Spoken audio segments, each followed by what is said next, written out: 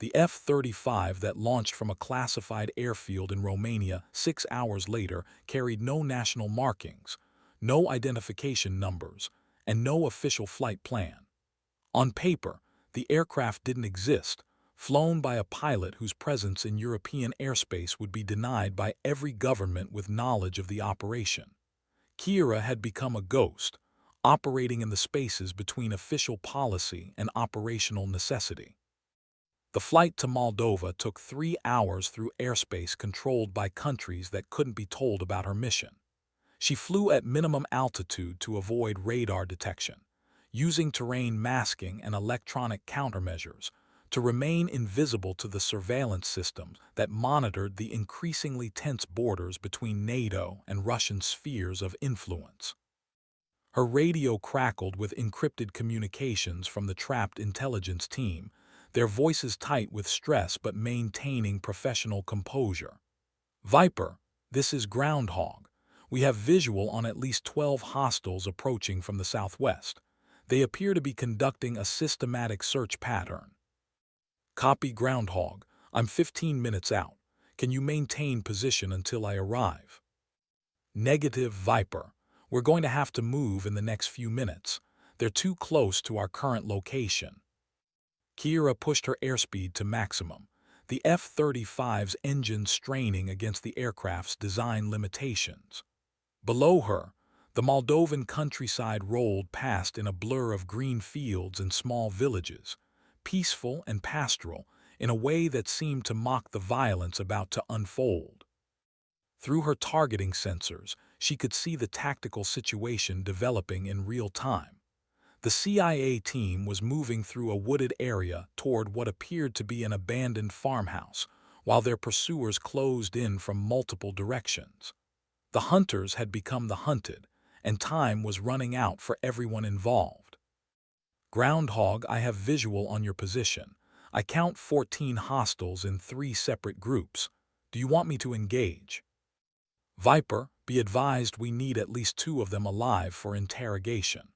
The chemical weapons intelligence is incomplete without information from the trafficking network leadership." 2 alive out of 14 armed men who were actively hunting American intelligence operatives through hostile territory. It was the kind of tactical challenge that separated competent pilots from exceptional ones, requiring precision that went beyond what training could provide. Kira selected her weapon systems and began calculating angles of attack that would neutralize the largest threats while preserving intelligence assets. The F-35's computer suggested optimal targeting solutions, but computers couldn't account for the human factors that determined whether missions succeeded or failed.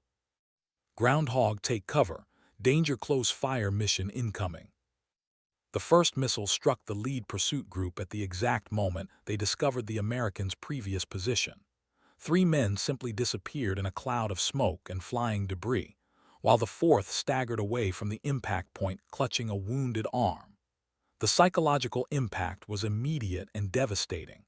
The remaining pursuit teams scattered in confusion, their coordinated search pattern dissolving into individual survival reactions. "Outstanding, Viper." Groundhog's voice carried relief and amazement in equal measure. "That bought us some breathing room." But the mission was far from over. The explosion had alerted other hostile forces in the area, and Kira could see vehicles approaching from multiple directions. What had begun as a covert intelligence extraction was rapidly escalating into a pitched battle that could trigger an international incident with far-reaching diplomatic consequences. "Groundhog, we have vehicles approaching your position from the north and east. I can engage, but we need to move fast before this situation gets completely out of hand." "Copy, Viper. We're moving toward the extraction point now. ETA to pickup zone is 20 minutes. 20 minutes in hostile territory, with enemy forces converging from multiple directions." Kira settled into the kind of tactical rhythm that separated routine missions from legendary ones, using her aircraft's superior sensors and weapons to create a protective umbrella around the American ground team. The second engagement occurred when three vehicles loaded with armed men attempted to cut off the Americans' route to the extraction point. Kira's attack dissolved two of the vehicles into burning wreckage while disabling the third, leaving its occupants stunned, but alive for the intelligence interrogation that Groundhog required. But success came with consequences. Her attacks had revealed her presence to every surveillance system in the region, and the F-35's stealth characteristics were becoming less relevant as enemy forces began coordinating their responses. Warning tones in her cockpit indicated that someone was painting her aircraft with targeting radar. "Viper, this is Groundhog. We're at the extraction point, but the helicopter is still 10 minutes out. Can you maintain coverage?" "Affirm, Groundhog, but we're starting to attract some serious attention up here." As if to emphasize the point, a surface-to-air missile streaked past her left wing, close enough that she could see the exhaust trail in her peripheral vision. Someone had deployed serious air defense systems, probably Russian-made equipment operated by people who knew how to use it effectively. Kira pulled into an evasive climb while releasing chaff and flares, the F-35's defensive systems working overtime to confuse incoming threats.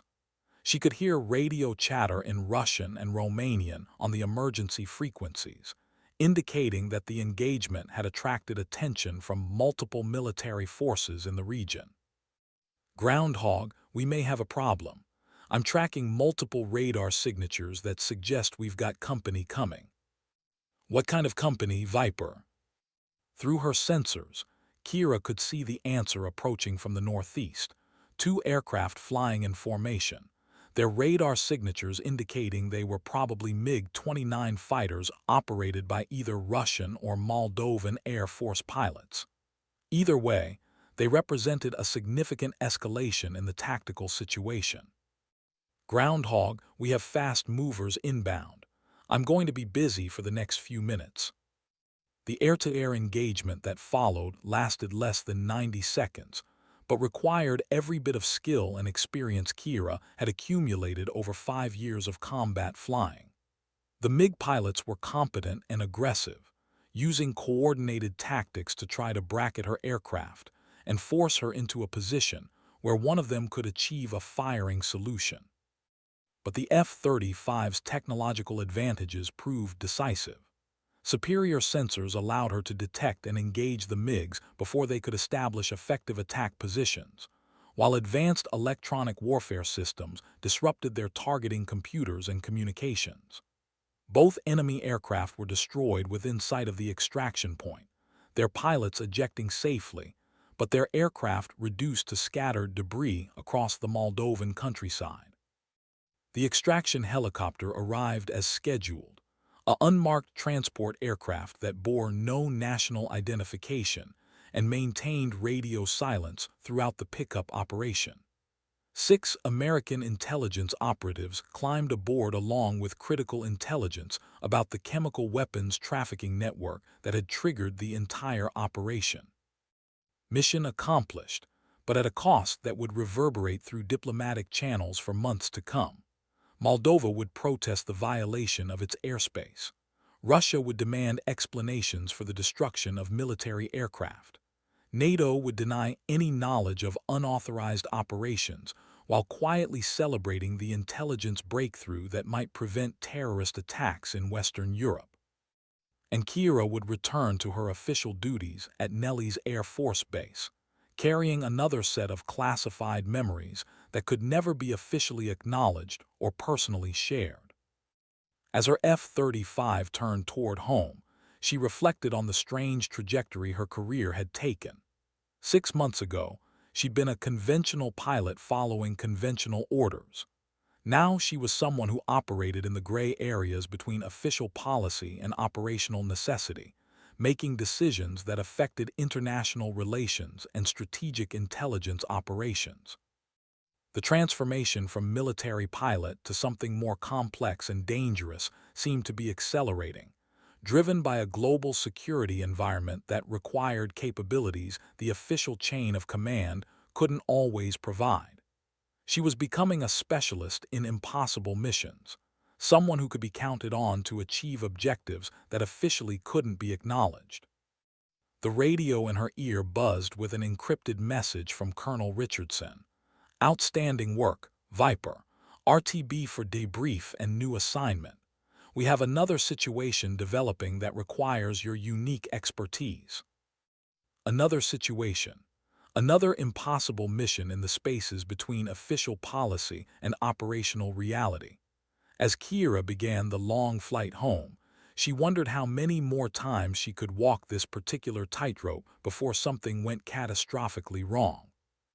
But she also thought about 6 American intelligence operatives who were alive, because she'd been willing to take risks that other pilots wouldn't take, and about terrorist attacks that might never happen because of intelligence gathered during an operation that officially never occurred. Sometimes the most important work happened in the shadows, performed by people whose contributions could never be publicly recognized. She was learning to find satisfaction in that reality, even as it took her further from the conventional military career she'd once planned.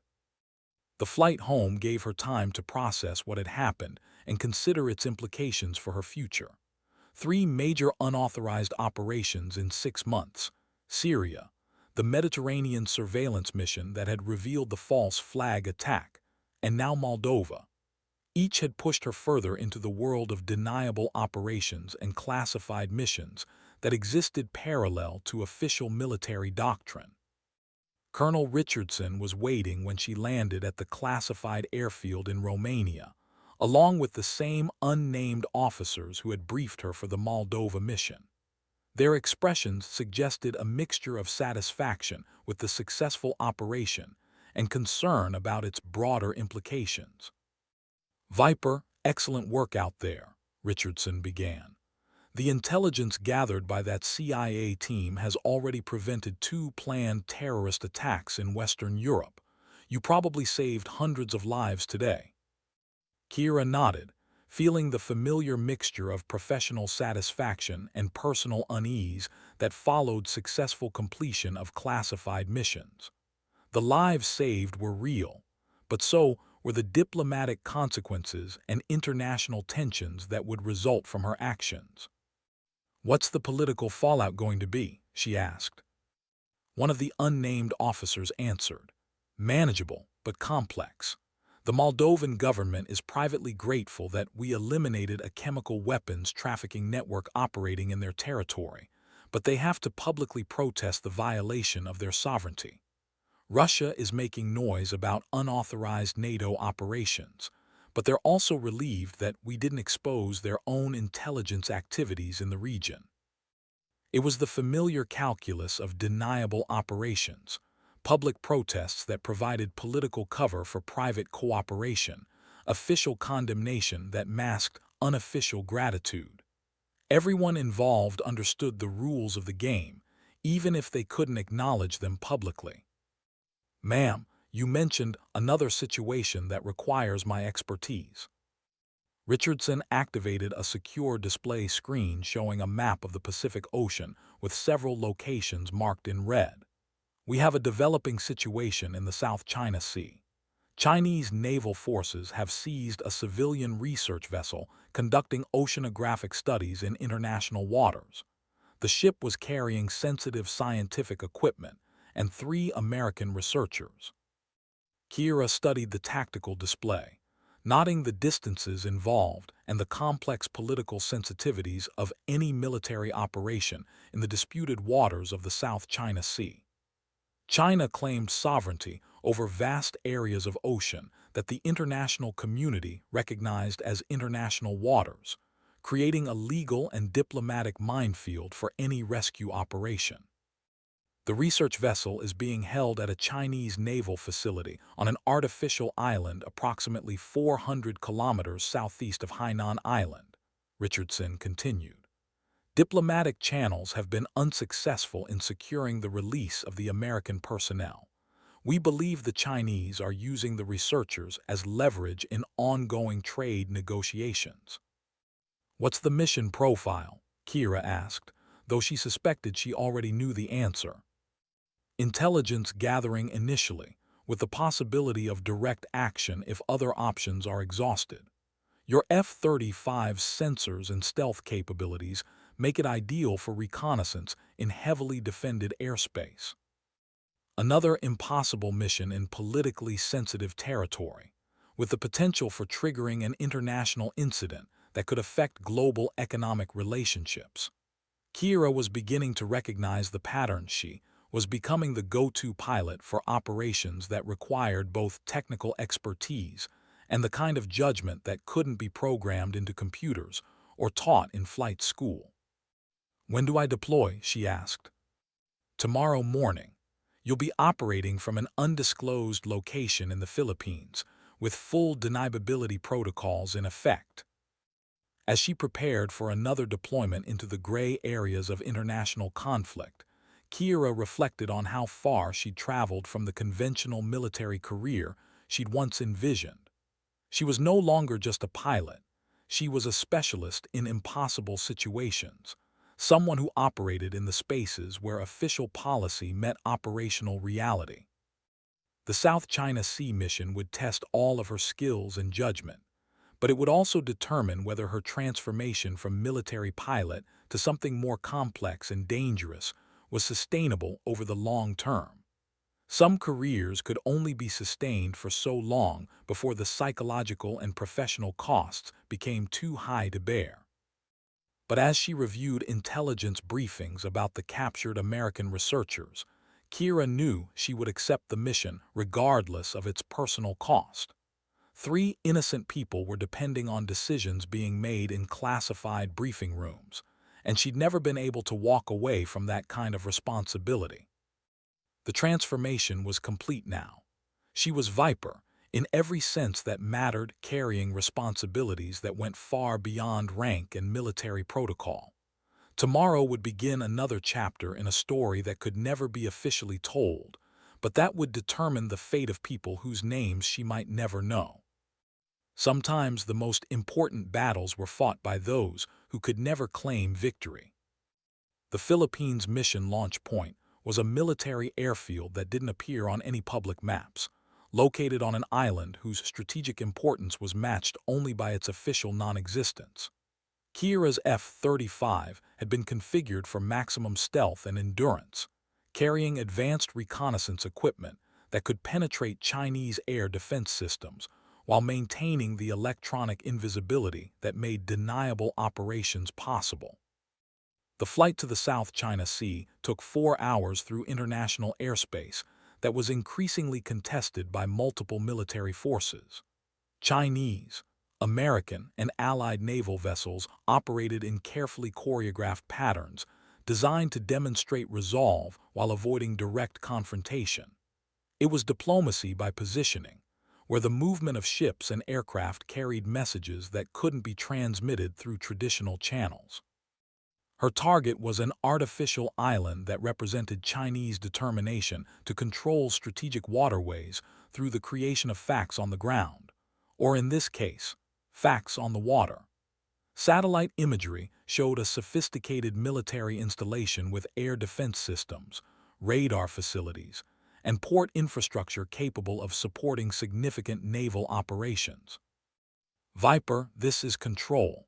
Target area weather is deteriorating. Recommend you complete reconnaissance quickly and RTB before conditions worsen. Copy control. Beginning initial reconnaissance sweep now. Through her sensors, Kira could see the artificial island in extraordinary detail. Every building, every defensive position, every ship and aircraft that comprised the Chinese military presence. Her computers automatically cataloged and classified targets while searching for any sign of the captured research vessel and its American crew. The ship appeared on her display as a small civilian vessel moored near the island's main port facility, distinguishable from military vessels by its size and configuration. But determining the status and location of the 3 American researchers would require closer observation than her current altitude permitted. Control, I have visual on the target vessel, but I need to descend for detailed reconnaissance of personnel. Negative Viper. Maintain current altitude and distance. Intelligence indicates Chinese air defenses are at heightened alert status. But from 20,000 feet, Kira couldn't determine whether the American researchers were still aboard the vessel, had been moved to facilities on the island, or had been transferred to another location entirely. The mission required information that could only be obtained through close observation, regardless of the increased risk to her aircraft. She made the decision that would define the rest of the mission. Control, I'm descending for close reconnaissance. The intelligence we need isn't available from current position. Viper, you are ordered to maintain current position. Do not, repeat do not, descend below 15,000 feet. Kira reached for her radio selector and switched to a different frequency, one that wouldn't carry her conversation with Control. Sometimes the most important orders were the ones you chose not to receive, especially when innocent lives depended on information that could only be gathered by violating those orders. At 5,000 feet, her sensors could penetrate the windows of buildings and distinguish individual human figures. She could see Chinese military personnel conducting routine activities, but no sign of American civilians. The research vessel appeared to be empty, which suggested the researchers had been moved to one of the island's buildings. Her radar warning receiver suddenly exploded with electronic noise as multiple Chinese air defense systems locked onto her aircraft simultaneously. The game of cat and mouse had just escalated dramatically, with her F-35 now exposed to surface-to-air missiles that could destroy her aircraft in seconds. Viper, this is Control. You are being tracked by multiple hostile radar systems. Climb immediately and egress the area. But climbing would mean abandoning the mission before gathering the intelligence needed to plan a rescue operation. The American researchers were somewhere on that island, and determining their exact location was critical to any extraction attempt. Kira pushed her aircraft into a high-speed dash across the island's airspace, using the F-35 sensors to scan every building while electronic countermeasures worked to confuse the tracking radars. It was a calculated gamble that pushed both pilot and aircraft to their absolute limits, while missiles launched from multiple positions tried to intercept her flight path. She found what she was looking for in a building near the island's communications center: 3 human figures in a room that had clearly been converted into a detention facility. The researchers were alive, apparently uninjured, and located in a position that would be accessible to rescue forces if a direct action mission were authorized. Mission accomplished, but extraction from the target area required flying through a gauntlet of surface-to-air missiles and interceptor aircraft that were converging on her position from multiple directions. The next few minutes would determine whether her reconnaissance mission became an intelligence breakthrough or an international incident with catastrophic diplomatic consequences. The escape from Chinese airspace required every electronic countermeasure and evasive maneuver in Kira's repertoire, plus a few she improvised on the spot. 4 surface-to-air missiles missed their target by margins measured in meters rather than kilometers, while 2 Chinese stealth fighters attempted unsuccessfully to intercept her aircraft as it fled toward international waters. Control, this is Viper. Mission complete, egressing target area. I have positive identification on the location of all 3 American personnel. Copy Viper, outstanding work. RTB for immediate debrief. The flight home gave her time to process what she'd accomplished and consider its implications. The intelligence she'd gathered would enable a rescue operation that could free 3 innocent Americans from captivity.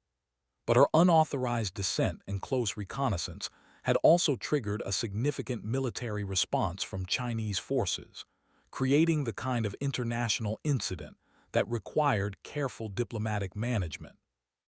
She was walking a tightrope that seemed to get narrower with each mission, balancing operational requirements against political constraints while trying to maintain the deniability that made such operations possible. How many more times could she push the boundaries before something went catastrophically wrong? But as she reviewed the intelligence imagery showing 3 Americans being held captive on a Chinese military installation, Kira knew she'd made the right choice. Some information was worth the risk of international incidents, especially when innocent lives hung in the balance. The debriefing lasted 12 hours and involved participants whose authority seemed to extend far beyond normal military channels. The intelligence she'd gathered was immediately forwarded to special operations planners who began developing rescue scenarios based on her detailed reconnaissance of the Chinese island facility. "Major Thorne," said a woman whose civilian clothes and federal badge identified her as belonging to one of the intelligence agencies. "Your reconnaissance has provided us with actionable intelligence for the first time since this crisis began. However, your unauthorized descent also triggered a significant Chinese military response that will complicate any rescue operation." Kira nodded, understanding the implications. Her success had come at the cost of increased security around the target, making any subsequent rescue operation more difficult and dangerous. "The Chinese government has filed formal diplomatic protests about violation of their sovereign airspace," the woman continued. "They're claiming that an unidentified aircraft conducted reconnaissance of sensitive military installations, which they characterize as an act of espionage." "Ma'am, the artificial island is located in international waters. China's sovereignty claim isn't recognized by international law." "That's a legal argument we'll be making through diplomatic channels, but the immediate tactical situation has changed. Chinese air defenses are now at maximum alert status, and they've deployed additional interceptor aircraft to the region." It was the familiar calculus of special operations. Each successful mission created conditions that made subsequent operations more challenging. Success bred its own difficulties, requiring increasingly sophisticated responses to maintain operational effectiveness. But despite the complications, planning for the rescue operation proceeded with the kind of methodical precision that characterized American special operations at their best. Navy SEALs, Marine Force reconnaissance, and Air Force Special Operations Command personnel worked together to develop a plan that could extract 3 civilians from a heavily defended Chinese military installation without triggering a wider conflict. Kira found herself assigned to the mission as close air support, her F-35's capabilities making her an integral part of the rescue operation. It would be her 4th unauthorized mission in 7 months, each one pushing further into the gray areas between official policy and operational necessity. As she prepared for what might be the most dangerous mission of her career, Kira reflected on the path that had brought her to this point. She'd become someone who operated in the spaces where conventional military doctrine met unconventional requirements, making decisions that affected international relations and strategic operations. The transformation was complete now. She was no longer just Major Kira Thorne of the United States Air Force. She was Viper, a specialist in impossible missions who could be counted on to achieve objectives that officially couldn't be acknowledged. 3 American civilians were depending on that transformation, trusting their lives to people they'd never met who were willing to risk everything to bring them home safely. The rescue operation would determine whether that trust was justified, and whether Viper's reputation for achieving the impossible could survive contact with one of the most challenging tactical environments on Earth. The mission launched at 200 hours from the same unmarked airfield in the Philippines, with Kira's F-35 leading a formation that included 2 Marine Corps V-22 Ospreys carrying the rescue team, and a Navy EA-18G Growler configured for electronic warfare support. It was a joint operation that brought together the most elite elements of American Special Operations Forces, all focused on extracting 3 civilians from what had become one of the most heavily defended locations in the South China Sea. The flight to the target area took 3 hours through international airspace that was now patrolled by increased Chinese naval and air forces. Every radar contact had to be analyzed and avoided, every electronic emission carefully managed to maintain the operational security that made the mission possible. They were flying into the heart of Chinese military power, depending on stealth, precision, and audacity to achieve what conventional forces couldn't accomplish. Viper, this is Rescue Leader. We're 20 minutes from the target.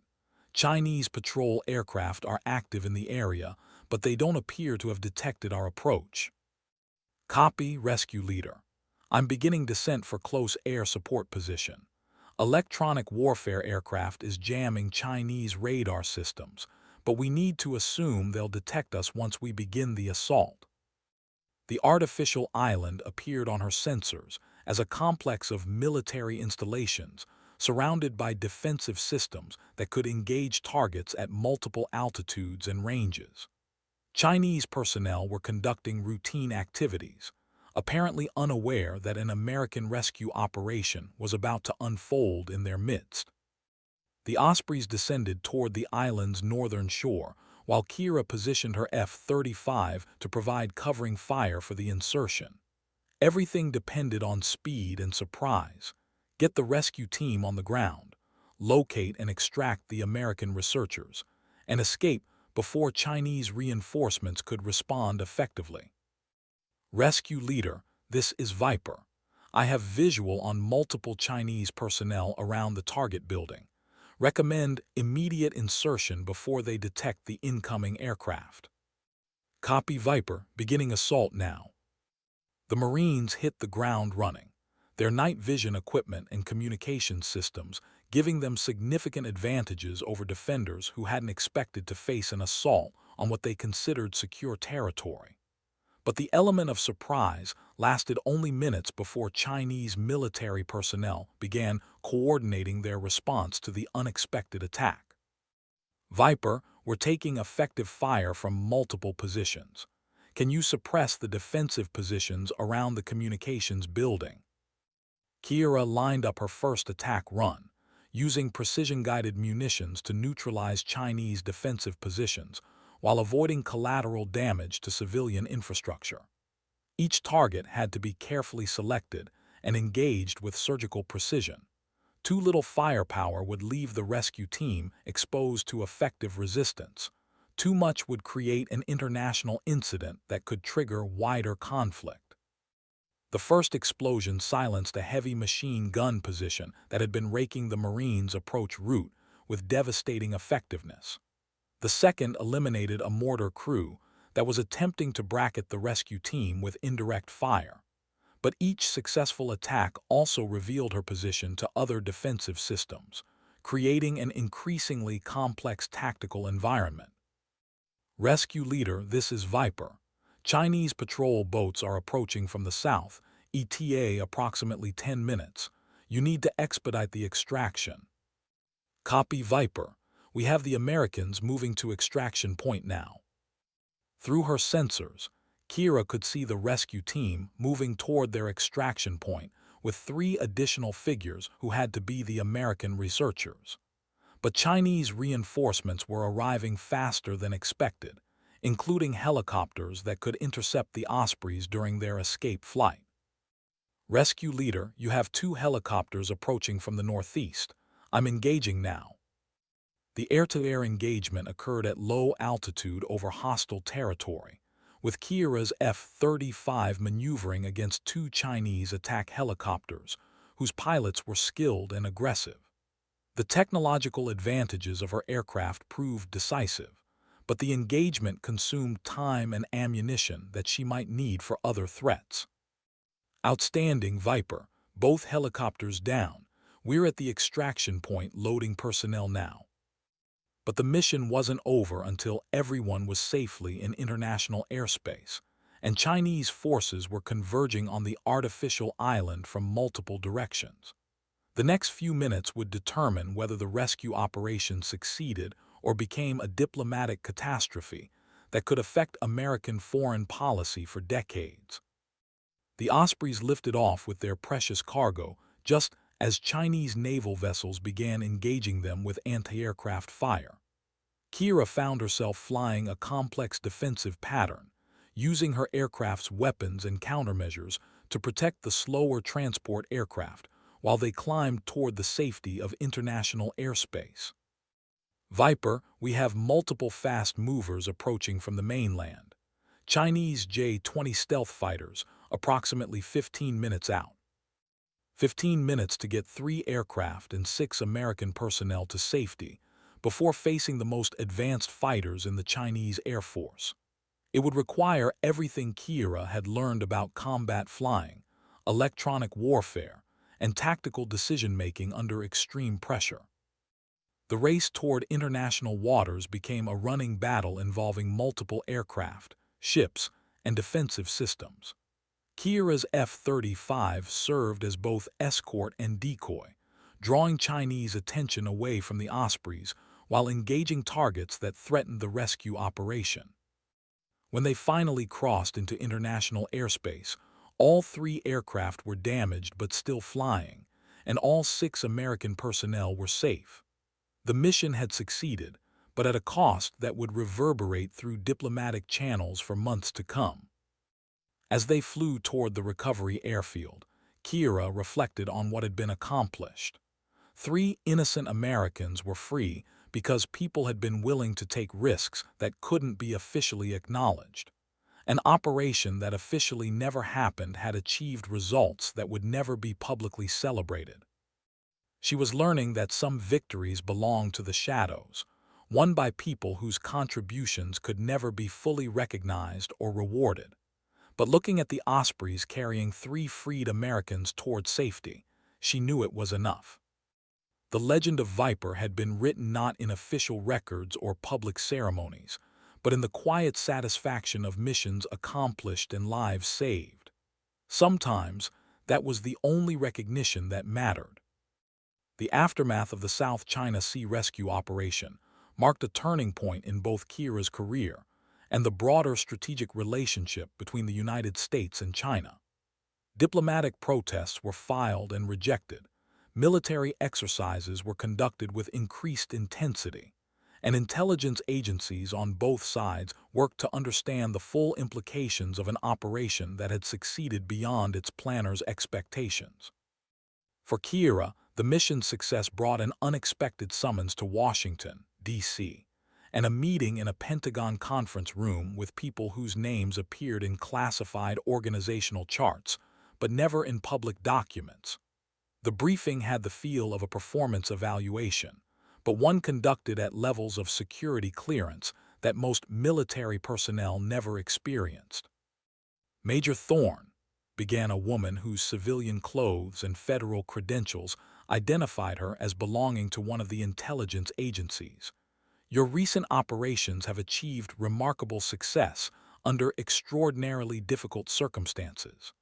However, they've also pushed the boundaries of deniable operations in ways that create new challenges for American foreign policy. Kira nodded, understanding that success at her level came with strategic consequences that extended far beyond individual missions.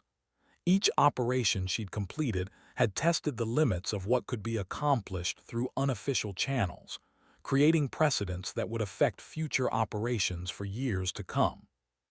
The Syria incident demonstrated your ability to make sound tactical decisions under pressure, continued a general whose uniform carried no identifying patches or ribbons.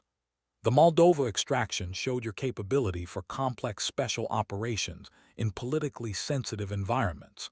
The South China Sea rescue proved that you can succeed in the most challenging operational theaters against sophisticated opposition. It was a recitation of achievements that sounded impressive in summary, but felt very different when experienced as a series of life-and-death decisions made in aircraft cockpits over hostile territory. Each mission had required choices that couldn't be undone, actions that would define her career and possibly her life. Major, We're prepared to offer you an opportunity that matches your demonstrated capabilities," the woman continued. "A new unit is being established to conduct operations that require the highest levels of skill, judgment, and discretion. Personnel assigned to this unit will operate with unprecedented autonomy and authority, but also with corresponding levels of responsibility and risk." A new unit. Kiera recognized the bureaucratic language that described organizations designed to operate in the gray areas between official policy and operational necessity. The kind of unit that attracted people who had already demonstrated willingness to work outside normal parameters, who had proven they could succeed when conventional approaches failed. "What would be the mission profile for this unit?" she asked. "Global response to situations that require immediate action but cannot be addressed through conventional military or diplomatic channels," the general replied. "Personnel would be on permanent standby for deployment anywhere in the world, with full authority to make tactical decisions without reference to normal command structures." It was the culmination of everything her career had been building toward: official recognition of her ability to operate independently, with the resources and authority to conduct operations that could never be officially acknowledged. But it was also a path that would take her even further from the conventional military career she'd once planned. "I need to think about this," she said finally. "Take all the time you need, Major. But remember that opportunities like this don't come along often, and the world needs people who can do what you do." As she left the Pentagon briefing room, Kiera walked through the corridors of American military power, thinking about choices and consequences, about the path that had brought her from a conventional pilot to someone being recruited for operations that pushed the boundaries of international law and military doctrine. She'd become Viper through a series of decisions that had seemed necessary at the time, but had ultimately transformed her into something she'd never planned to become. Now she was being asked to make that transformation official, to accept a role that would place her permanently in the shadows between official policy and operational reality. The choice would determine not just the rest of her career, but the kind of person she would become. Some paths, once taken, couldn't be retraced. That evening, Kiera sat in her hotel room overlooking the Potomac River, reading intelligence briefings about global security threats that required the kind of response her proposed unit would provide.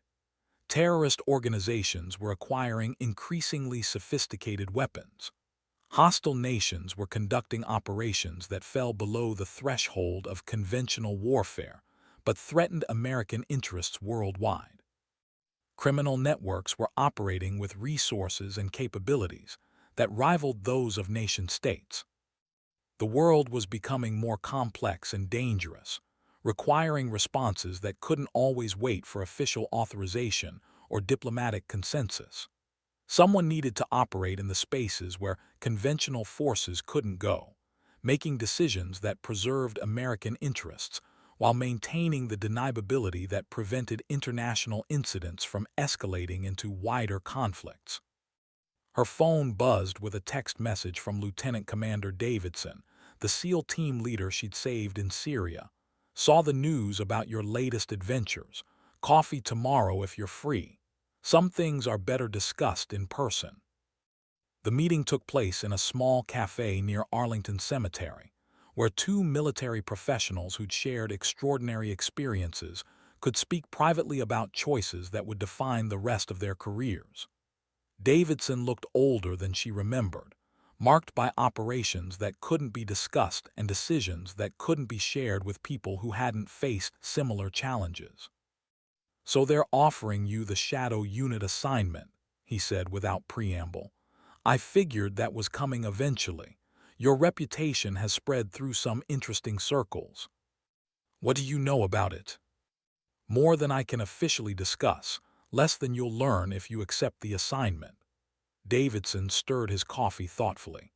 "I can tell you that the people behind this unit understand what you've already figured out. Sometimes the right thing to do and the legal thing to do aren't the same thing."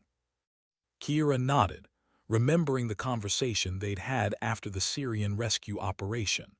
The world had become more complex since then, requiring responses that couldn't always be authorized through normal channels. "What would you do in my situation?" she asked. "I'd ask myself whether I could live with watching more situations like Syria develop while waiting for someone else to make the hard decisions," Davidson replied. "You've already proven you can't. The question is whether you want to make that inability official." They talked for 2 hours about operations and consequences, about the psychological cost of working in the shadows, and the satisfaction that came from achieving objectives that couldn't be publicly celebrated. By the time they parted, Kira had made her decision. She returned to the Pentagon the next morning with an answer that would define the rest of her career, and possibly the rest of her life. "I accept the assignment," she told the woman in civilian clothes, whose authority seemed to extend far beyond her apparent position. "When do I start?" "Immediately. Welcome to the organization, Major Thorne, or should I say, welcome to the shadows." As she signed documents that would never be filed in official personnel records, Kira reflected on the journey that had brought her to this moment. She'd begun as a conventional pilot following conventional orders, but circumstances had transformed her into someone who operated outside normal parameters, making decisions that affected international relations and strategic operations. The transformation was complete now. She was no longer just Viper the call sign, she was Viper the legend, the pilot who appeared when no help was supposed to be available, who achieved the impossible when conventional forces couldn't succeed. The stories would continue to spread through ready rooms and briefing halls, whispered accounts of operations that officially never happened but saved lives that officially couldn't be acknowledged. Future generations of pilots would learn about the day 8 Navy SEALs were saved by someone who shouldn't have been there, about rescue operations that succeeded against impossible odds, about a pilot who proved that sometimes the most important orders were the ones you chose not to follow. But Kiera would never hear most of those stories. She would be too busy writing new ones, in places that didn't appear on maps, for reasons that couldn't be officially discussed, achieving objectives that would never be publicly celebrated. The legend of Viper had become something larger than any individual pilot or aircraft. It had become a symbol of what was possible when competence met courage, when professional skill merged with moral judgment, when someone was willing to risk everything for people they might never meet. As she walked out of the Pentagon carrying orders that would take her to a facility that didn't officially exist, Kira smiled at the irony of her situation. She'd spent years trying to advance through normal military channels, following conventional wisdom about career development and professional advancement. Instead, she'd found her true calling in the spaces between official policy and operational necessity, where the most important work happened in shadows and the greatest victories belonged to people whose names would never be known. She was Viper now, in every sense that mattered, and somewhere in the world, people were waiting to be rescued by someone who officially didn't exist, flying aircraft that weren't there, conducting operations that never happened. It was time to get to work.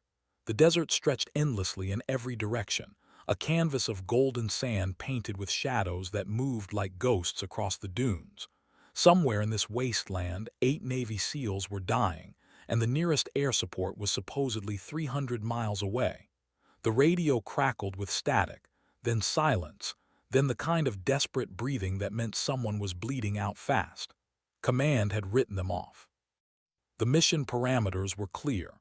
No air assets within operational range, weather conditions deteriorating, enemy anti-aircraft systems active. It should have been a clean extraction that went sideways when intelligence failed to mention the mechanized battalion waiting in the valley. Lieutenant Commander Marcus Reaper Davidson pressed his face against the hot sand, feeling the vibrations before he heard anything. His team was scattered across the ridge line, ammunition running low, calling for support that wasn't coming. The radio in his ear buzzed with the familiar voice of Air Operations Center, Negative on close air support, Reaper. Closest asset is Ramstein. ETA 4 hours minimum. 4 hours. They had maybe 40 minutes before the enemy armor reached their position. Then something impossible happened. A sound that shouldn't exist, cutting through the desert air like a blade through silk. Low, fast, getting closer. Davidson's tactical radio exploded with a voice that didn't belong on their frequency, calm, professional, with just the slightest hint of a southern drawl. Reaper team, this is Viper 7-1. I show 8 friendlies on the ridge, multiple hostiles approaching from the south. Can you paint some targets for me? Davidson's head snapped up, scanning the empty sky. Nothing. No contrails, no glint of metal, no sound of approaching engines. Just that voice, impossibly clear through the static. His spotter, Petty Officer Rodriguez, grabbed his arm. "Sir, there's nothing up there, our air support."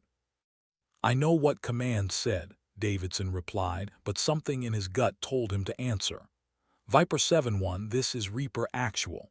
We're taking effective fire from armor and infantry, approximately 2 clicks south of our position. Negative on laser designation. Our equipment took a hit."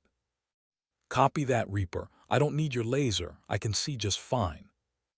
The voice belonged to someone who shouldn't exist, flying something that couldn't be there, offering help from an empty sky. In 30 seconds, everything they knew about their situation would change. The desert was about to witness something that would become legend, whispered in ready rooms and briefing halls for decades to come. But first, 8 men had to survive long enough to tell the story. Major Kira, Viper. Thorne banked her F-16 Fighting Falcon hard left, pulling negative GS that pressed her into her ejection seat as she skimmed the desert floor at barely 50 feet. The aircraft's terrain-following radar painted the landscape ahead in green lines and numbers, but her eyes were locked on the tactical display showing 8 blue dots clustered on a ridge and dozens of red contacts moving toward them like a swarm of angry hornets. She'd been flying for 16 hours straight, returning from a classified mission over the Iranian border when she intercepted the emergency frequency chatter. Command hadn't authorized this. Hell, Command didn't even know she was here. Her official flight plan had her touching down at Al Udeid Air Base in Qatar 40 minutes ago for debriefing and mandatory crew rest. Instead, she was burning the last of her fuel over the Syrian desert, about to engage targets without clearance, backup, or any reasonable expectation of survival. The smart play was to turn north, land, file her report, and let someone else handle the politics of 8 dead SEALs. But Kira Thorne had never been accused of making smart plays. "Reaper, I need you to mark your position with smoke if you have it. I'm coming in low from the west." She toggled through her weapons systems, checking loads. 2 AIM-120 AMRAAMs for air-to-air, nearly expended. 6 GBU-12 Paveway laser-guided bombs for ground targets. A full load of 20 cannon rounds. Enough to make a statement, maybe not enough to write a happy ending. Her hands moved across the controls with practiced precision, muscle memory from 3 combat deployments guiding her through the targeting sequence. The SEAL's radio traffic painted a desperate picture. Wounded men, low ammunition, enemy armor closing fast. She could hear it in their voices, the careful calm of professionals who knew they were probably going to die, but were determined to sell themselves expensively. "Smoke popped," came Reaper's voice. "Viper, I don't know who sent you, but—" "Nobody sent me." Kira pulled back on the stick, gaining just enough altitude to acquire targets while staying below the radar signature threshold. "Sometimes you just show up where you're supposed to be." Through her heads-up display, she could see the thin column of red smoke rising from the ridge, and beyond it, the dust clouds kicked up by approaching vehicles. Time to make her presence known in a language the enemy would understand. The first GBU-12 left its pylon with a subtle thump, its laser guidance system already locked onto the lead tank's thermal signature. The explosion lit up the desert like a miniature sun, sending a plume of black smoke and twisted metal spiraling into the sky. The lead tank simply ceased to exist, transformed from 30 tons of Soviet-era steel into scattered debris, and a crater that would be visible from satellite imagery for years to come. The shock wave rippled across the sand, and for a moment, everything went silent except for the whistle of Kira's F-16 as she pulled into a climbing turn. "Holy shit," Rodriguez whispered into his radio, temporarily forgetting proper communication protocol. "Reaper, did you see that?" Davidson was already calling in the next target, his training overriding his amazement. "Viper 7-1, we have multiple infantry fighting vehicles. Grid coordinates follows." He rattled off numbers while watching the enemy formation scatter, their neat advance dissolving into confusion as commanders tried to figure out where the attack had come from. Kira was already lining up her second shot, the F-16's multifunctional display showing target priorities calculated by the aircraft's computer. But computers didn't understand the human element. The way panic could spread through an enemy formation faster than shrapnel, the psychological impact of losing your lead element to an invisible enemy. She'd seen it before in Iraq and Afghanistan, the moment when a confident assault became a desperate retreat. "Reaper, I'm seeing movement to your east. Looks like they're trying to flank you." She banked right, bringing her nose around to engage the secondary threat. The tactical picture was becoming clearer now. This wasn't a random patrol that stumbled onto the SEALs. This was a coordinated operation, probably planned for weeks, designed to eliminate a high-value target with overwhelming force. The second bomb found its mark on a BMP-2 infantry fighting vehicle, the explosion smaller but no less effective. 8 enemy soldiers had been riding on its exterior, and now they were gone, erased from the tactical equation in a fraction of a second. Kira felt the familiar weight of it, not guilt, exactly, but acknowledgement. Every trigger pull changed the world in ways that couldn't be undone. "Outstanding, Viper." Reaper's voice carried a note of something that might have been hope. "We're seeing them pull back from the southern approach." But Kira was already studying her fuel gauge and weapons inventory. 4 bombs left, enough 20 ammunition for maybe 30 seconds of sustained fire, and fuel for perhaps 10 more minutes of combat operations before she'd have to break off for the nearest friendly airfield. The enemy was regrouping, not retreating. The radio crackled with a new voice, older, more authoritative. The kind of voice that belonged to someone who made life-and-death decisions from air-conditioned bunkers hundreds of miles away. "Unknown aircraft operating in Syrian airspace. This is CENTCOM Air Operations. You are ordered to cease fire and return to base immediately. Acknowledge." Kira reached down and switched off her identification transponder. Sometimes the best way to follow orders was to make sure nobody could give them to you. The SEALs were still pinned down, still bleeding, still dying. She had bombs left and targets to hit. "Reaper, looks like we're not done yet." The enemy had learned from the first 2 strikes, spreading their vehicles wider and using the natural terrain to mask their approach. Kira found herself in the kind of tactical chess match that separated competent pilots from dead ones, each move calculated not just for immediate effect, but for the inevitable countermove. She pulled the F-16 into a wide orbit, using altitude and distance to study the battlefield while staying beyond the range of shoulder-fired surface-to-air missiles. Her radar warning receiver remained silent, which meant the enemy either didn't have serious anti-aircraft capabilities or was smart enough not to turn them on until they had a clear shot. Kira preferred to assume the latter. Optimism was a luxury that got pilots killed. "Viper, we're taking fire from that ridgeline to the southeast," Rodriguez reported. "Looks like they moved a heavy machine gun up there while we were focused on the armor." Kira banked left, bringing her targeting pod to bear on the suspected position. The high-definition camera revealed 2 figures crouched behind what appeared to be a DSHK heavy machine gun, the kind of weapon that could chew through body armor and light cover like tissue paper. At this range, her 20 cannon would be more appropriate than another precision bomb. "Reaper, keep your heads down. Gun run incoming." She pushed the nose down into a shallow dive, airspeed building as she lined up the shot. The targeting reticle centered on the machine gun position just as one of the figures looked up, probably hearing the approaching engine noise. For a split second, Kira could see his face through the targeting display. Young, bearded, wearing the kind of expression that suggested he was beginning to understand his situation. The GAU-4 Vulcan cannon spoke with the voice of controlled violence, sending a stream of 20 shells downrange at 4,000 rounds per minute.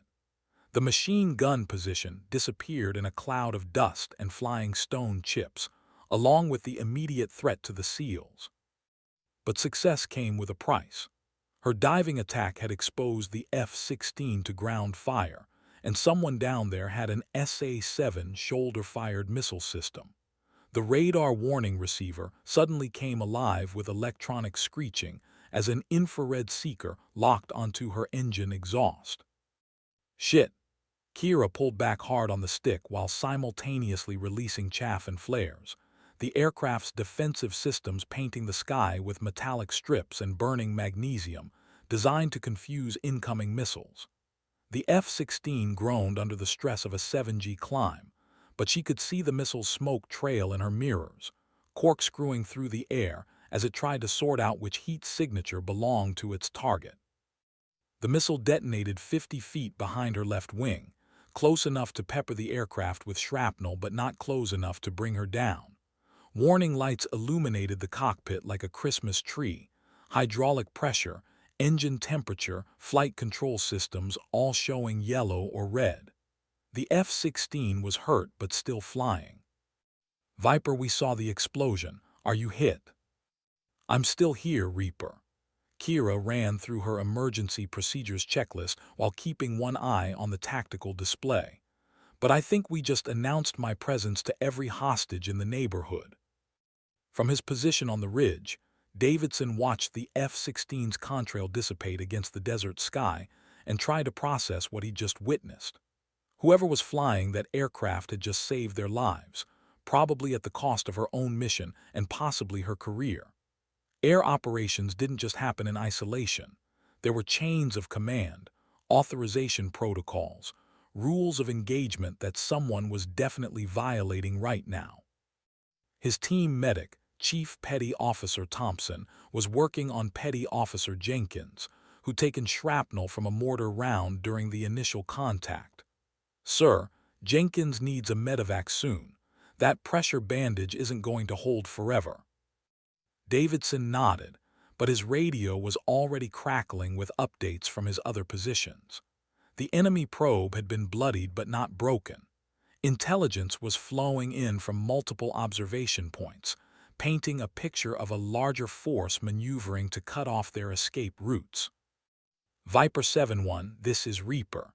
We've got movement from multiple directions now. Looks like they're bringing up reinforcements. The response came immediately, calm and professional despite the damage warning tones audible in the background. Copy, Reaper. I'm down to 3 bombs and maybe 5 minutes of fuel. Where do you need them? 5 minutes. Davidson felt something cold settle in his stomach. Whatever happened in the next few minutes would determine whether 8 Navy SEALs went home to their families or became names on a memorial wall. He looked down at his GPS display, calculating distances and timing, trying to figure out how to make 3 bombs and 5 minutes add up to 8 lives saved. Viper, there's a vehicle park about 2 clicks southwest of our position. If they get those trucks moving, they can cut us off from the extraction point. I see them, stand by. Through his binoculars, Davidson watched the F-16 line up for what might be its final attack run. The aircraft looked smaller now, more fragile, trailing a thin stream of something that might have been fuel or hydraulic fluid. But its pilot's voice remained steady, professional, focused on the mission rather than her own survival. Sometimes, Davidson reflected, heroism looked exactly like someone doing their job under impossible circumstances. The explosion that followed lit up the desert like dawn breaking early, and for a moment, anything seemed possible. The third bomb landed dead center in the vehicle park, turning 6 military trucks into a bonfire visible from orbit. Secondary explosions followed as fuel tanks ruptured and ammunition cooked off, sending tracers streaking across the desert in random directions like lethal fireworks. Kira pulled out of her attack dive and immediately began checking her systems. Fuel critical, hydraulics failing, engine temperature climbing toward the red line. Her F-16 was dying by degrees, but she still had 2 bombs and maybe 3 minutes of flight time before she'd be forced to punch out over hostile territory. The tactical display showed the SEALs' position surrounded by red symbols representing enemy units, but the attacks had disrupted their coordination. Instead of a methodical assault, the enemy was now reacting to threats, spreading their forces to deal with an air attack that had appeared from nowhere. "Reaper, I need to know your extraction plan. I can't stay much longer." Davidson's voice came back tight with stress. "Viper, extraction was supposed to be via helicopter, but the bird is still 2 hours out. We're going to have to move to an alternate landing zone about 5 clicks north." 5 kilometers, across open desert, with wounded men and an enemy force that now knew exactly where they were. Kira ran the calculations in her head. The SEALs would need at least an hour to make that movement, probably more with casualties. Her F-16 would be a smoking hole in the ground long before then. Unless she could buy them time, in the most permanent way possible. "Reaper, I'm going to clear you a path to the north. When I tell you to move, you move fast and you don't look back." She brought the F-16 around in a wide circle, using her remaining altitude to study the tactical situation. 2 more bombs, strategically placed, could create enough chaos to cover the SEALs' movement. The plan was simple, direct, and almost certainly suicidal.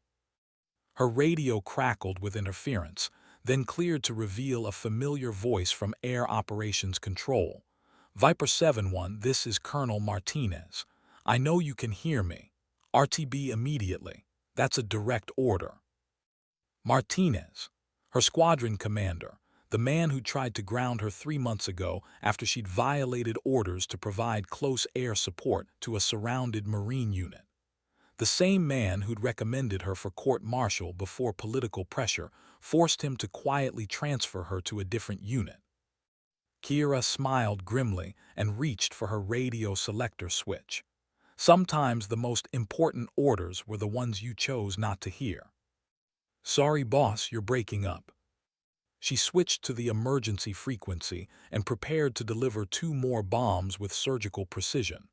The SEALs were counting on her, and she'd never left anyone behind. Not in Iraq, not in Afghanistan, and not today. The 4th bomb found its target in a cluster of infantry fighting vehicles trying to maneuver around the burning truck park. The explosion sent a BMP-2 tumbling end over end like a discarded toy, its turret separating from the hull in a spray of sparks and twisted metal. Kira felt the F-16 shudder as more warning lights joined the constellation already glowing on her instrument panel. She was flying on borrowed time now, each second a gift she probably didn't deserve. "Move now, Reaper." Her voice cut through the radio static with absolute authority. "I'll cover your movement to the north." On the ridge line, Davidson made the decision that would define the rest of his military career. "Pack it up. We're moving in 30 seconds. His team responded with the fluid precision of men who'd trained together for years, wounded supported by the able-bodied, equipment distributed, and secured in movements so practiced they were almost choreographed. Thompson hefted Jenkins across his shoulders in a fireman's carry, while Rodriguez gathered the sensitive communications gear. 8 men began moving across open ground at a pace that was barely controlled desperation, exposed to enemy fire but trusting their lives to a pilot they'd never met, flying an aircraft that was falling apart around her. Kira watched them through her targeting camera, 8 figures moving like shadows against the pale sand, and felt something she hadn't experienced since her first combat mission 5 years ago: pure, absolute clarity of purpose. Everything she'd trained for, everything she'd sacrificed, every compromise she'd made with her conscience and her career had led to this moment. One bomb left, enough fuel for maybe 90 seconds of flight time, an engine that was running increasingly rough and flight controls that were becoming less responsive with each passing second. Against that, 8 men who deserved to see their families again and an enemy force that was beginning to reorganize for pursuit. She lined up her final attack run, not on a vehicle or a position, but on a narrow valley that served as the most likely route for enemy reinforcements. The last GBU-12 would have to do more than destroy targets. It would have to send a message, create enough psychological impact to buy the SEALs the time they needed. The bomb fell toward the valley floor while Kira pulled into a climbing turn that pushed her damaged aircraft to its absolute limits. Warning tones filled the cockpit as the engine began to fail, but she managed to gain enough altitude to see the explosion as it collapsed part of the valley wall, creating a landslide that would block vehicle movement for hours. Mission accomplished. Now came the hard part, trying to stay alive long enough to see how the story ended. The F-16's engine seized completely at 8,000 feet, transforming $30 million of precision engineering into a gliding tomb. Kira went through her emergency procedures with mechanical precision while scanning the desert below for anything that might serve as a landing site. The aircraft was too damaged for a controlled ejection. Too many systems had failed, which meant she had to ride it down and hope for the best. Reaper, this is Viper 7-1. I'm going down about 3 clicks east of your position. Continue to extraction point. Do not attempt rescue. Davidson's voice came back immediately, tight with something that might have been grief. Negative, Viper. We don't leave people behind. You do today. Kira fought to keep the aircraft level as it descended through 6,000 feet. That's an order, Reaper. She'd never given orders to Navy SEALs before, but authority in combat didn't always follow the organizational chart. Sometimes it belonged to whoever was willing to make the hardest decisions, and right now, that was a damaged Air Force pilot in a dying fighter aircraft. The ground rushed up faster than expected. Kira managed to level off just before impact, the F-16's belly scraping across sand and rock in a shower of sparks and twisted metal. The aircraft slid for nearly 200 yards before coming to rest against a small ridge, its canopy cracked but intact, its pilot unconscious but breathing. When she woke up, the sun was lower in the sky and she could hear voices approaching. American voices, speaking with the particular blend of professionalism and concern that belonged to people who made their living rescuing others from impossible situations. Through her cracked visor, she could see figures in desert camouflage moving toward her aircraft with weapons ready but not aimed. "Ma'am, this is Chief Thompson, U.S. Navy. Can you hear me?" Kira tried to speak but only managed a croak. Her throat felt like she'd been breathing smoke, and every part of her body ached in ways that suggested she'd probably broken something important during the crash. But she was alive, which was more than she'd expected 10 minutes ago. The others, she finally managed. "Safe, all 8 of us, thanks to you." Thompson's voice carried the kind of respect usually reserved for senior officers and Medal of Honor recipients. "We called for medevac as soon as we secured the LZ. Bird should be here in 20 minutes. 20 minutes. Kira closed her eyes and tried to calculate how much trouble she was going to be in when she got back to base.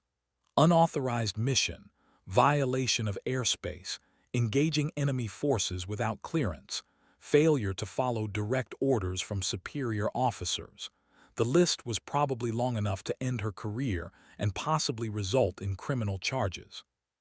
But 8 Navy SEALs were going home to their families, and sometimes that was enough. The helicopter that extracted them was a Navy MH-60 Seahawk, its crew professional and efficient as they loaded Kira onto a stretcher and secured her inside the aircraft's cabin.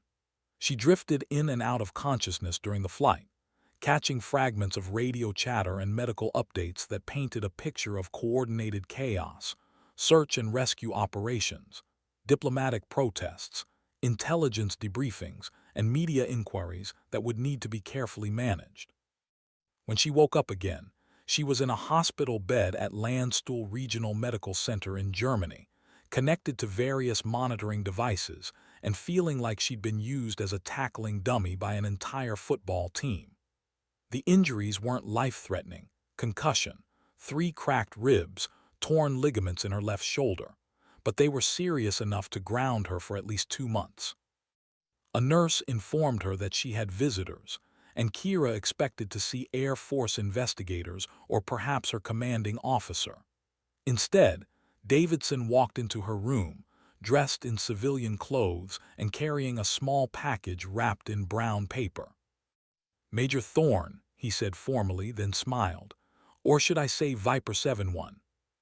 How did you?" "We have our ways."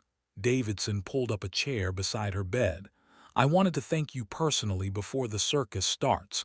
What you did out there aren't words for it." He handed her the package, which turned out to contain a small piece of metal, twisted and blackened, but clearly recognizable as part of an aircraft. "Souvenir from your F-16. We thought you might want it." Kira turned the fragment over in her hands, feeling its weight and warmth. Somewhere in this piece of aluminum and steel was the story of her military career, her reputation, and quite possibly her future. But looking at Davidson's face, she realized that some stories were worth telling regardless of their cost. "What happens now?" she asked. Davidson's expression grew serious. "Now the real fight begins, but you won't be fighting it alone." The real fight, as Davidson had predicted, began 48 hours later with a formal inquiry convened by Air Force Central Command.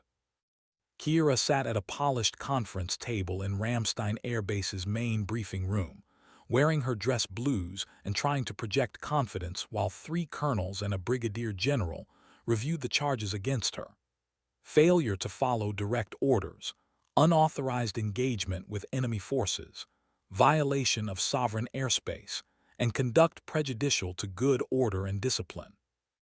The evidence was overwhelming and undisputed.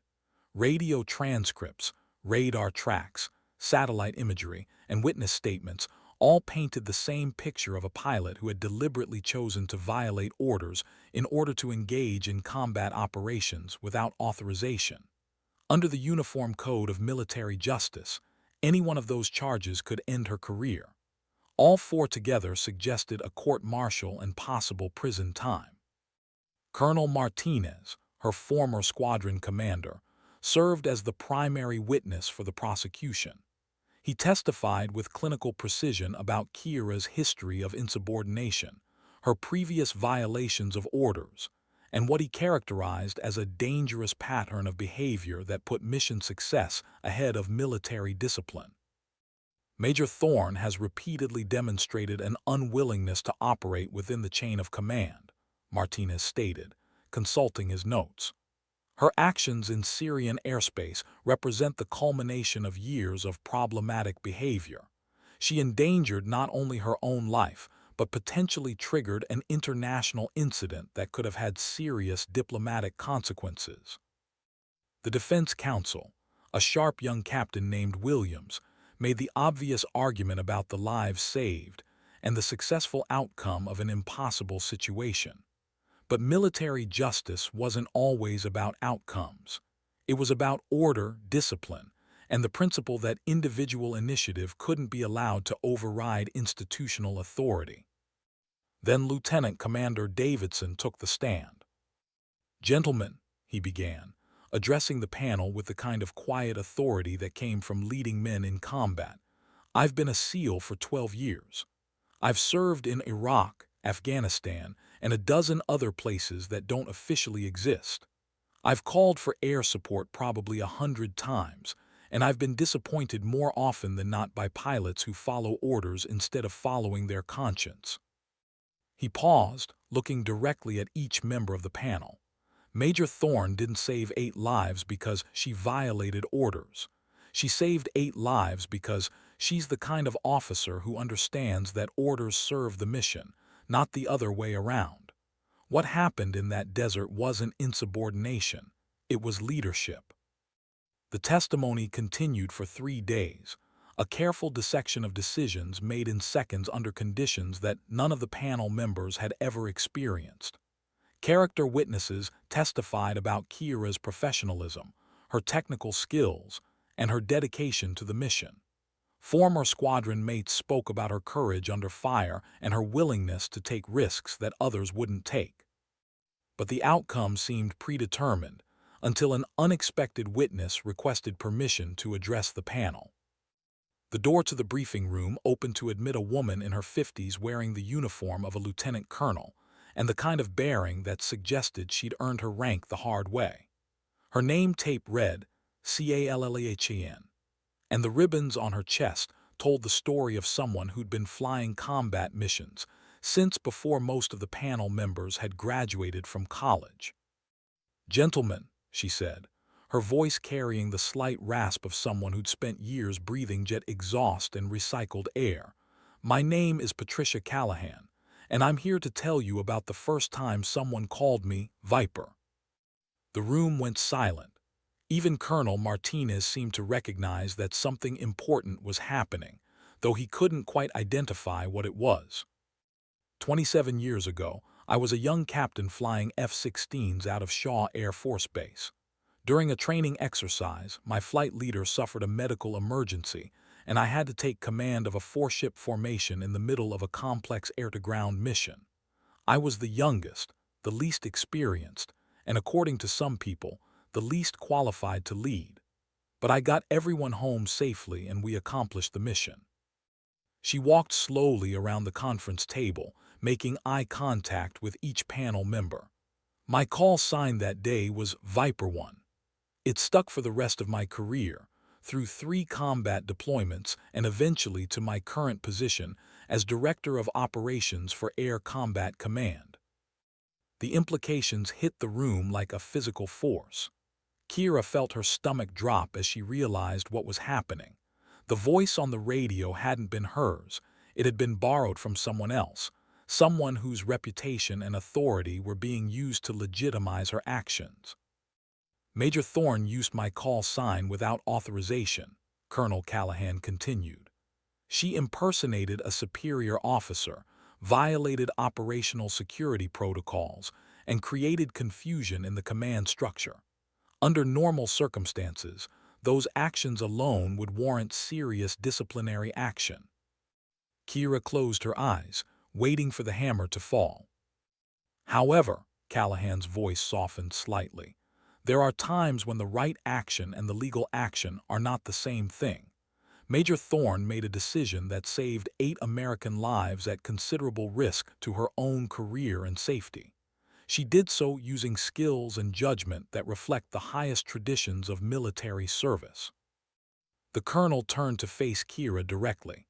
"I'm not going to recommend that she be punished for using my call sign. I'm going to recommend that she be allowed to keep it. Viper 7-1 performed her duties with distinction under impossible circumstances. The Air Force needs more officers like her, not fewer." The silence that followed seemed to stretch for hours. Finally, Brigadier General Morrison, the senior member of the panel, cleared his throat. "Colonel Callahan, are you suggesting that we ignore clear violations of orders and protocol?" "I'm suggesting that we recognize the difference between insubordination and initiative. Major Thorne didn't violate orders because she wanted to cause problems. She violated orders because 8 Americans were going to die if she didn't. That's not insubordination, that's leadership." The panel recessed for deliberation, leaving Kira alone with her thoughts and the growing realization that her career might have just been saved by someone she'd never met, someone whose call sign she'd borrowed without permission in a moment of desperate improvisation. When the panel reconvened 2 hours later, General Morrison's expression was unreadable. "Major Thorne, please stand." Kira rose to her feet, trying to project confidence while her knees felt like they might give out at any moment. This was it, the moment that would define the rest of her life, one way or another. After careful consideration of all testimony and evidence, this panel finds that while Major Thorne's actions constituted technical violations of several regulations and orders, they were undertaken in good faith with the primary objective of preserving American lives. The panel also recognizes that combat situations often require split-second decisions that cannot be adequately evaluated from the comfort of a briefing room. He paused, consulting his notes. Therefore, Major Thorne will receive a formal letter of reprimand for failure to follow proper communication protocols. However, she will also receive a commendation for valor and exceptional performance under combat conditions. The reprimand will be placed in her permanent record, but it will not affect her current assignment or her eligibility for promotion. Relief flooded through Kira like a physical force, leaving her lightheaded and slightly nauseous. A letter of reprimand was essentially a slap on the wrist, serious enough to show that the Air Force took discipline seriously, but minor enough that it wouldn't destroy her career. Furthermore, General Morrison continued, based on Colonel Callahan's recommendation and the testimony of Lieutenant Commander Davidson, Major Thorne's call sign will be officially changed to Viper, effective immediately. She will also be transferred to the 422nd Test and Evaluation Squadron at Nellis Air Force Base, where her skills and judgment can be put to better use. Test and evaluation at Nellis, the assignment every pilot dreamed of. Flying experimental aircraft, developing new tactics, working with the best pilots in the Air Force. It was the kind of posting that usually required years of perfect service records and political connections. Major Thorne, the general said, his formal tone softening slightly, "You're dismissed. Try not to start any more international incidents on your way out." As she left the briefing room, Kira found Colonel Callahan waiting in the hallway. The older woman extended her hand with a slight smile. "Welcome to the club, Viper. Try not to make me regret this." "Ma'am, I thank you. I don't know what to say." "Don't say anything. Just remember that with great call signs come great responsibilities. The next time some young pilot needs air support, you be the voice on the radio that tells them they're not alone." 6 months later, Kira stood in the Nevada desert watching the sun rise over Red Flag Mountain, her new F-35 Lightning II gleaming in the morning light like a promise of things to come. The 422nd Test and Evaluation Squadron patch on her flight suit showed a Viper coiled around a lightning bolt, and her name tape still sent a small thrill of satisfaction through her chest every time she saw it. THORNE, K Viper. The official story was that she'd been transferred to Nellis because of her outstanding performance and potential for advancement. The unofficial story, whispered in ready rooms and pilot lounges across the Air Force, was considerably more interesting. 8 Navy SEALs had gone home to their families because a pilot named Viper had appeared from nowhere when no help was supposed to be available. Her new squadron commander, Colonel Sarah Torch Richardson, had made it clear during Kira's first briefing that her reputation had preceded her. "I know what happened in Syria," Richardson had said without preamble. "I also know that you're here because Patricia Callahan thinks you're worth the trouble. Don't make her wrong." The squadron's mission was to test new aircraft systems and develop tactics for next-generation fighters, work that required exactly the kind of independent thinking and willingness to bend rules that had gotten Kira in trouble in the first place. But here, those qualities were considered assets rather than liabilities. Her first test flight in the F-35 had been a revelation. The aircraft's advanced sensors and networking capabilities created a level of situational awareness that seemed almost supernatural. She could see and engage targets that older aircraft couldn't even detect, share information with other pilots in real time, and coordinate attacks with a precision that would have been impossible just a few years earlier. But technology was only part of the equation. The real innovation was in developing new ways to use these capabilities, finding tactical solutions that couldn't be programmed into computers or taught in flight school. It was the kind of work that required pilots who could think beyond the manual, who could adapt to changing circumstances and make decisions under pressure. In other words, it required pilots like Viper.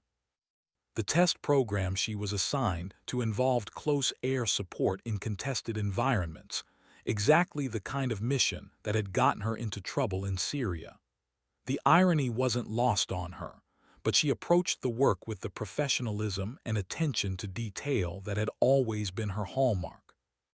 Her flight computer beeped softly, indicating that it was time for her morning mission briefing. Today's exercise would simulate a rescue mission in hostile territory, with her F-35 providing close air support for a simulated SEAL team extraction. The scenario was uncomfortably familiar, but Kira had learned to compartmentalize those memories, to use them as lessons rather than letting them become ghosts. The briefing room was filled with pilots from various squadrons, all participating in the day's exercise. Some were experienced test pilots like herself. Others were recent graduates from weapons school getting their first taste of advanced tactics. She recognized the mixture of confidence and nervousness that marked pilots who were still proving themselves, still trying to figure out where they fit in the larger picture. Today's scenario involves a high-value target extraction from a denied area, Colonel Richardson began, using a laser pointer to highlight positions on a large tactical map. Blue Force will be represented by a four-man ground team from the 24th Special Tactics Squadron. Red Force includes armor, air defense, and close air support from Aggressor Squadron, F-16s painted to look like enemy aircraft. Kira studied the terrain, automatically calculating approach angles, weapon solutions, and escape routes. The test area included realistic threats, actual surface-to-air missile systems operated by Air Force technicians, electronic warfare equipment designed to jam communications and sensors, even smoke generators to simulate the chaos of real combat. Viper, you'll be primary CAS, Richardson continued. Your mission is to support the extraction while testing the F-35's new target identification software. We want to see how the system performs when friendly and enemy forces are in close proximity. After the briefing, Kira walked out to her aircraft for the pre-flight inspection. The F-35 was a marvel of engineering, packed with sensors and computers that could process information faster than any human pilot. But it was still just a machine, dependent on the judgment and skill of the person flying it. She was completing her external inspection when she noticed a young lieutenant watching her from across the flight line. He had the eager expression of someone who wanted to ask questions but wasn't sure if he should approach.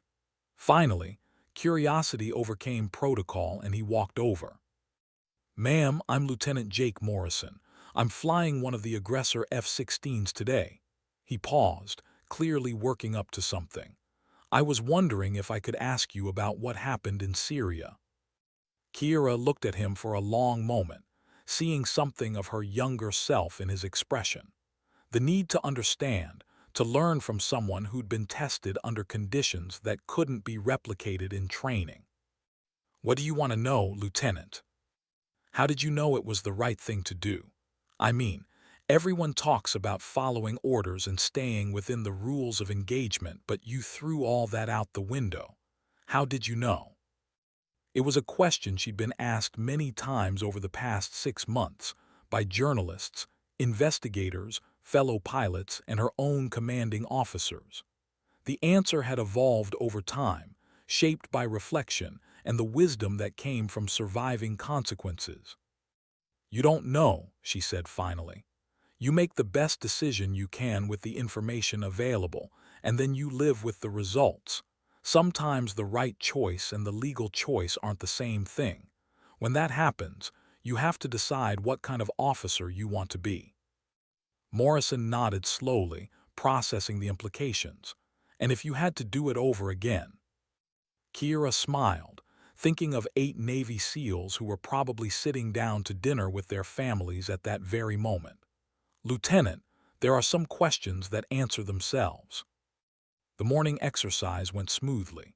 a carefully choreographed dance of simulated combat that tested systems and procedures without the life-and-death stakes of real warfare. Kira's F-35 performed flawlessly, its sensors tracking multiple targets while its computers calculated optimal engagement sequences. The aggressor squadron put up a good fight, but the advanced capabilities of the Lightning II made the outcome almost inevitable. But as she taxied back to the flight line after landing, Kira's radio crackled with an unexpected transmission. "Viper, this is Red Crown. We have a real-world emergency developing. Report to the squadron immediately for briefing." Real-world emergency, the phrase that transformed training exercises into actual operations, that turned simulation into life and death.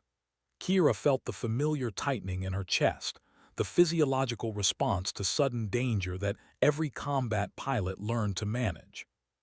She parked the F-35 and sprinted toward the squadron building, her mind already shifting from test pilot mode to combat mode. Whatever was happening, it was serious enough to interrupt a major training exercise and recall aircraft that had already completed their missions.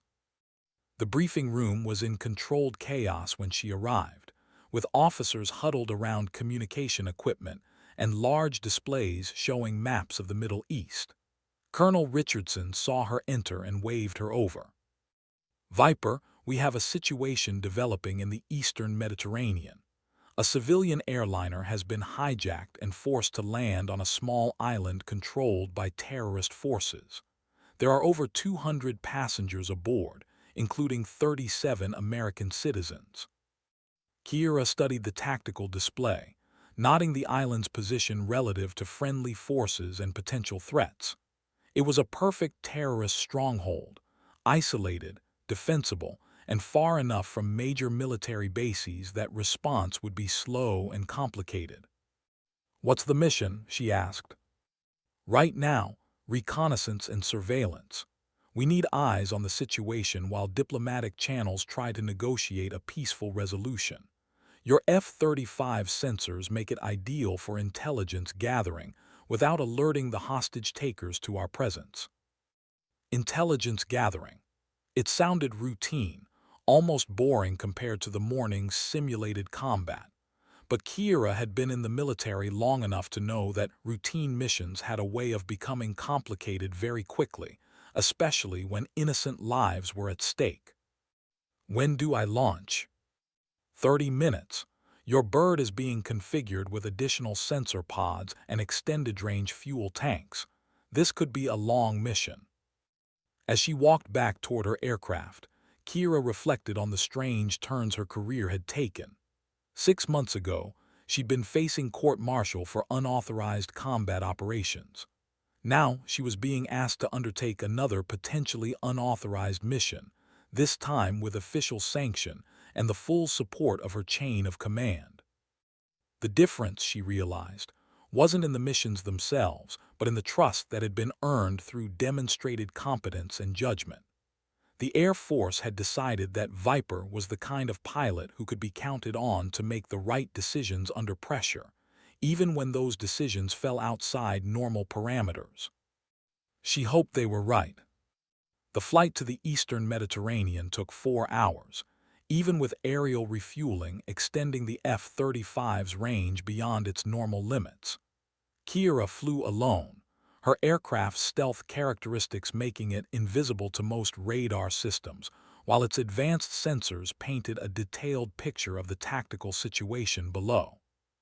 The hijacked airliner sat on a small military airstrip on the island of Castellarizo, a piece of Greek territory that had been seized by a previously unknown terrorist organization, calling itself the New Dawn Liberation Front. Intelligence reports suggested the group was well-armed and well-trained, possibly with state sponsorship from one of the region's more aggressive actors. From 25,000 feet, Kira's sensors could see everything. The aircraft parked at the end of the runway, guard positions around the perimeter, even individual figures moving between buildings that had been hastily fortified with sandbags and makeshift barricades. The F-35's computers automatically tagged and classified targets, building a comprehensive picture of enemy capabilities and positions. But sensors couldn't tell her what was happening inside the aircraft, couldn't reveal the condition of the hostages or the psychological state of their captors. For that, she needed human intelligence, the kind of information that came from sources on the ground or intercepted communications. Red Crown, this is Viper. I have visual on the target aircraft and surrounding positions, transmitting full sensor data now. Copy Viper. Be advised, we're monitoring terrorist communications. They're demanding the release of prisoners from several European facilities and threatening to execute passengers if their demands aren't met within 72 hours. 72 hours. Enough time for diplomats to negotiate, for special operations forces to plan a rescue, for the situation to either resolve peacefully or deteriorate into tragedy. Kira's job was to maintain surveillance, to be the eyes in the sky that would guide whatever response was ultimately authorized. But as she orbited at high altitude, invisible and undetected, she couldn't shake the feeling that she was watching the opening act of a drama that would require more than passive observation. Somewhere below, more than 200 innocent people were depending on decisions being made in conference rooms and command centers thousands of miles away. She'd been in similar situations before, waiting for orders while people died. The memory of 8 Navy SEALs pinned down in the Syrian desert served as a constant reminder that sometimes the right action couldn't wait for official authorization. For now, though, she would watch and wait and hope that someone else would make the hard decisions. But if the situation changed, if innocent lives were at immediate risk and help was too far away, Viper would be ready to act. Just like last time. The second day of surveillance revealed troubling developments in the hostage situation. The terrorists had begun releasing propaganda videos showing frightened passengers, and intelligence intercepts suggested they were preparing to make good on their threats. European governments were refusing to negotiate, which meant the 72-hour deadline was approaching with no peaceful resolution in sight. Kira maintained her orbit at high altitude, her F-35 sensors continuously updating the tactical picture. She'd been relieved twice by other aircraft to allow for refueling and crew rest, but she kept volunteering for additional flights. Something about the situation felt familiar, like watching a tragedy unfold in slow motion with the power to intervene but not the authority. Her radio crackled with an encrypted transmission from Red Crown. Viper, be advised we have special operations forces positioning for possible rescue attempt. Your sensor data will be critical for mission planning. Copy Red Crown. I'm seeing increased activity around the aircraft. Looks like they're moving some of the passengers. Through her high-definition camera, Kira could see figures being escorted from the airliner to a nearby building. The movement looked organized, purposeful, which suggested the terrorists were either preparing for negotiations or separating passengers for some other purpose. Neither possibility was particularly encouraging. Red Crown, I count approximately 40 individuals being moved to the structure northeast of the runway. Recommend we identify that building as a secondary target in case rescue operations are authorized.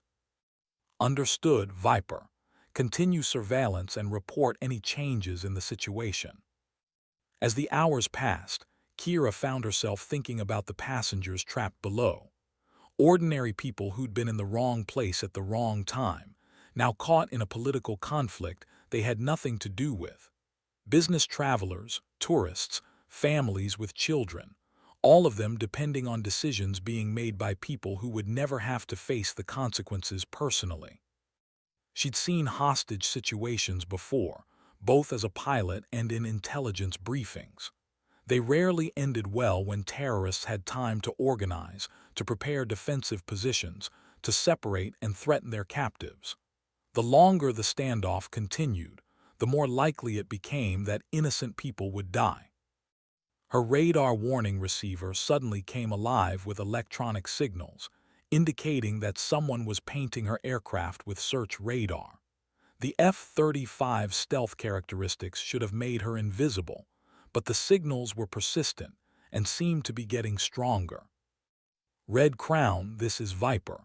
I'm being tracked by what appears to be a surface-to-air missile system. Recommend I change altitude and position. Negative, Viper. Intelligence indicates the terrorists don't have serious air defense capabilities. Continue mission as planned.